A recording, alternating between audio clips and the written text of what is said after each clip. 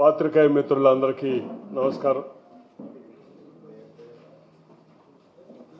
గత కొన్ని రోజులుగా మాజీ మంత్రివర్యులు వైఎస్ఆర్సీపీ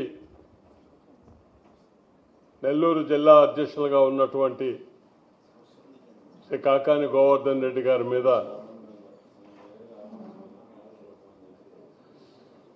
కేసుల పరంపర జరుగుతూ అవి అక్రమంగా పెడుతున్నామా సక్రమమైన కేసులు పెడుతున్నామా అన్న వితరణ కూడా లేకుండా కేవలం రాజకీయ వేధింపులుగానో కక్ష సాధింపు చర్యల భాగంగానో ఎన్నో కేసులు ఇప్పటికే మా అధ్యక్షుల వారి మీద నమోదు చేయటం జరిగింది. ఆ క్రమంలో భాగంగానే ఒక 4 సంవత్సరాల నాడు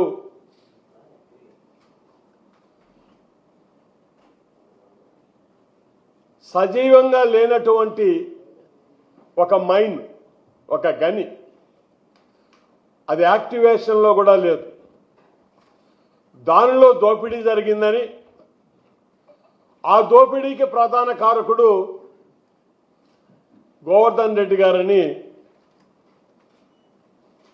ఒక కేసు బనాయించి అరెస్టు చేయాలనేటటువంటి క్రమంలో దానిలో ఉన్నటువంటి నైతిక విలువలు కానీ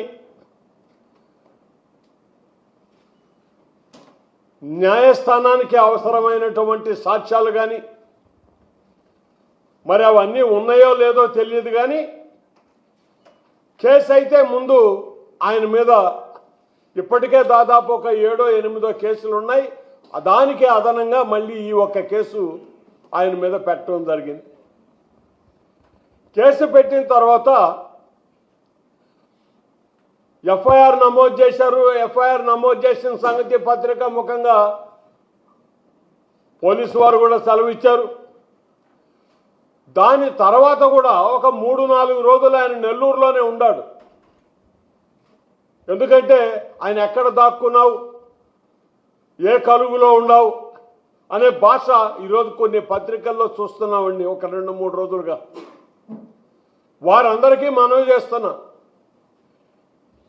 ఎఫ్ఐఆర్ నమోదు చేసిన తర్వాత 3-4 రోజులు ఆయన రోజు ఈ జిల్లా ఆఫీస్కి వస్తూ ఉన్నాడు. నెల్లూరు టౌన్లోనే ఉన్నాడు, ఆయన ఇంట్లోనే ఉన్నాడు. మరి ఎందుకనో పోలీసు వారిలో చలనం లేకపోతే వారు పెట్టిన కేసు వాళ్ళకే ధర్మం అని అనిపించలేదో మాకైతే తెలియదయ్యా. అప్పుడు ఎప్పుడు కూడా వచ్చి ఆయనకి 4A నోటీసులు కానీ అటువంటి ఏమీ ఇవ్వాల. ఆయన ఉన్నాడు ఇక్కడే. మీరు అరెస్ట్ చేయదలుచుకుంటే ఎవరూ ఆపలేరండి. ఎందుకంటే సాక్షాత్తు జగన్మోహన్ రెడ్డి గారిని అరెస్ట్ చేసి జైల్లో పెట్టిన సందర్భం ఉంది పోలీస్. చంద్రబాబు నాయుడు గారిని అరెస్ట్ చేసి జైల్లో పెట్టగలిగినటువంటి పోలీస్. వాళ్ళు చేయదలుచుకుంటే బహుశా వాళ్ళకి అడ్డం అనేది ఏది ఉండదు. మరి 4 రోజులు ఇక్కడ ఉన్నటువంటి వ్యక్తి మీద ఎటువంటి చర్యలు లేకపోగా ఆయన కుటుంబంలో ఉన్నటువంటి ఏదో కార్యక్రమాల కోసం ఆయన హైదరాబాదు వెళ్ళిన తర్వాత 4A నోటీసెస్ ఇస్తున్నామని, మరి అది వాళ్ళకి అనిపించిందో ఎవరి బలవంతం మీద అయినా జరిగిందో. ఎందుకంటే ఇవన్నీ సహజం, ఇదేం కొత్త కాదు. మూజుమానం మాటలు అవసరమేలా. ప్రభుత్వం ఏదైతే ఉందో వ్యవస్థలన్నీ దానికి అనుగుణంగానే పని చేస్తాయి అనేది నగ్న సత్యం, అందరికీ తెలిసిన బహిరంగ రహస్యం. అందులో కూడా కొన్ని ధర్మాలు ఆలోచన చేసి పాటించేటటువంటి వ్యవస్థల్లో కొంతమంది వ్యక్తులు అన్ని వ్యవస్థల్లో కూడా ఉంటారు. అది పోలీస్ కావచ్చు, రెవెన్యూ కావచ్చు, కలెక్టరేట్స్ కావచ్చు, మరి ఎందుకనో ఆ నోటీసు వాళ్ళకి ఆ 4 రోజుల్లో ఆయనకు అందజేయకుండా తర్వాత ఎప్పుడైతే ఆ నోటీసు ఇవ్వడానికి మేము వెళ్తున్నామని వాళ్ళు చెప్పడం జరిగిందో ఈ కేసులోని నిజమెంత అనేది ప్రతి ఒక్కరు కూడా అనుమానించే పరిస్థితే. నిజంగా తప్పు చేసి ఉంటే చట్టం నుంచి ఎవరు తప్పించుకోలేరండి. కానీ చేశారా లేదా అనేది కూడా తెలియకుండా ఎవరి నోటికి వస్తే వాళ్ళు ఎంత మాట అంటే అంత ఎక్కడ దాక్కున్నావు మీకు చెప్పాల్సిన అవసరం ఏందా? ఆయన ఈ పత్రికల్లో ప్రశ్నించే తెలుగుదేశం నాయకులందరికీ అడుగుతున్నా, చెప్పాల్సిన అవసరం ఉందా? ఎఫ్ఐఆర్ నమోదు చేసిన 4 రోజులు ఇక్కడ ఉన్నటువంటి వ్యక్తి పోలీసులు అనుకుంటే ఒక్క రోజులోనే నోటీస్ ఇచ్చి ఒక్క అరగంటలో అరెస్టు చేయగలిగిన పరిస్థితి ఉంటే ఆయన దాక్కోవాల్సిన అవసరం ఏముందయ్యా? కుటుంబ విషయంలో పోయినాడు, ఆయన ఫోటోలు పెట్టాడు.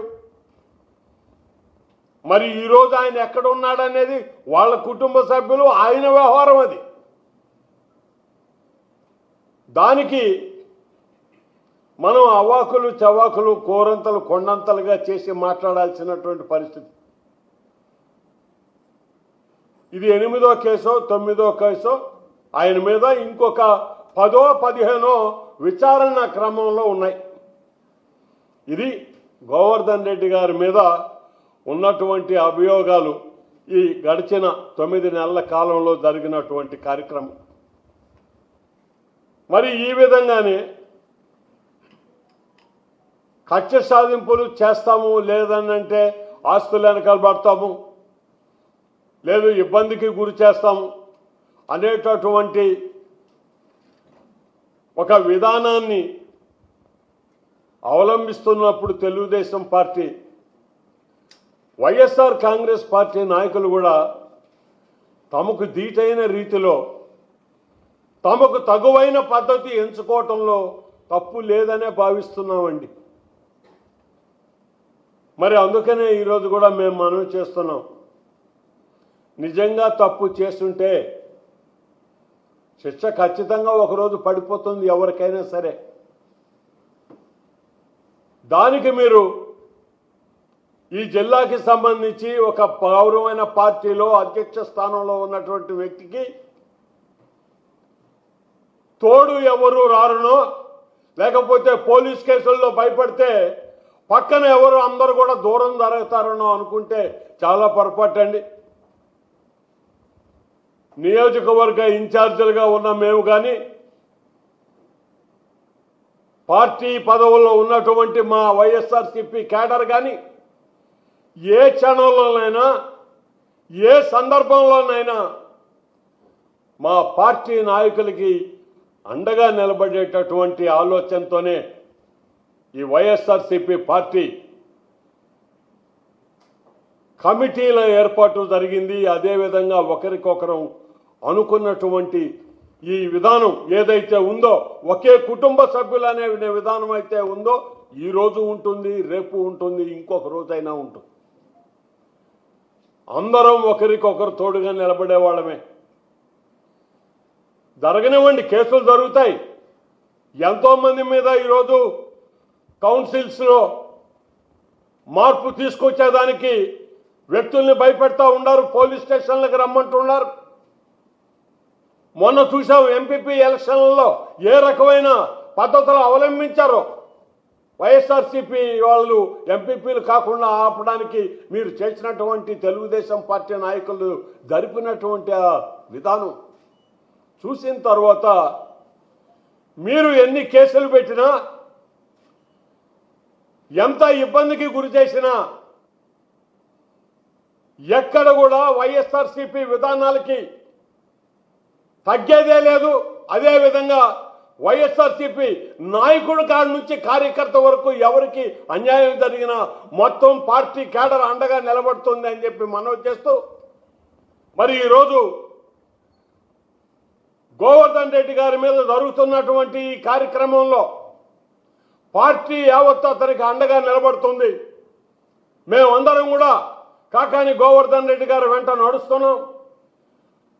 ఈ క్రమంలోనే ఇంకెవరైనా కూడా అతని సహచరులు కానీ అతని సంబంధించిన కుటుంబ సభ్యులకు కానీ ఇబ్బందులు తయారు చేసే విధంగా తెలుగుదేశం పార్టీ కనుక ప్రయత్నించినట్టయితే వైఎస్ఆర్సీపీ కార్యకర్తలు అందరూ కూడా గోవర్ధన్ రెడ్డి గారికి అండగా నిలబడి వాటిని ధీటుగా ఎదుర్కొంటామని చెప్పి మనవి చేస్తూ ఈ సందర్భంగా మేమందరం కూడా సంఘటితంగా ఉండి ఈ దుర్మార్గమైనటువంటి విధానం గెలుస్తారండి. ఒకసారి ఒకరు గెలుస్తారు, ఇంకొకసారి ఇంకొకరు గెలుస్తారు, సర్వసాధారణం. ప్రజలకేమి చేసామో మీరు చెప్పింది చేయండి చాలు. అది చేయకుండా డైవర్షన్ పాలిటిక్స్లో భాగంగా ప్రజల దృష్టి మరల్చే విధంగా వైఎస్ఆర్సీపీ కాంగ్రెస్ పార్టీ నాయకుల మీద బురద చల్లటమో, లేదంటే వాళ్ళు ఫలానా రోజు ఫలానా చేశారు మేము కేసు పెడుతున్నాం, ఒకడు నన్ను బెదిరించాడు ఆయన కేసు పెట్టడం, మరి ఇవన్నీ సహేతుకమా కాదా అనే విషయాన్ని పక్కన పెట్టి ఇబ్బందులకు గురి చేయాలి కాబట్టి కేసులు పెట్టడం జరుగుతూ ఉన్న క్రమంలో అటువంటి దారిలోనే నడిచినటువంటి ఈ అక్రమ కేసులు కూడా కోర్టు సరైన విధంగా స్పందిస్తుందన్న విశ్వాసం మాకుంది. న్యాయ వ్యవస్థను నమ్మి న్యాయ వ్యవస్థ తలుపు తట్టడానికి గోవర్ధన్ రెడ్డి గారు ప్రయత్నం చేస్తున్నారు కాబట్టి చట్టం తన పని తాను చేసుకునే విధంలో న్యాయస్థానం కూడా తన విధానాన్ని తాను ప్రకటించేటటువంటి కార్యక్రమం ఉంటుంది. కాబట్టి మేమందరం కూడా మా నాయకుడు జిల్లా అధ్యక్షుడు శ్రీ కాకాని గోవర్ధన్ రెడ్డి గారికి అండగా సంఘటితంగా నిలబడుతున్నామని ఈ పత్రిక ముఖంగా తెలియజేస్తున్నానండి. ఇన్ని అప్డేట్స్ కోసం మన HN9 టీవీ ఛానల్ ని సబ్స్క్రైబ్ చేసుకోండి.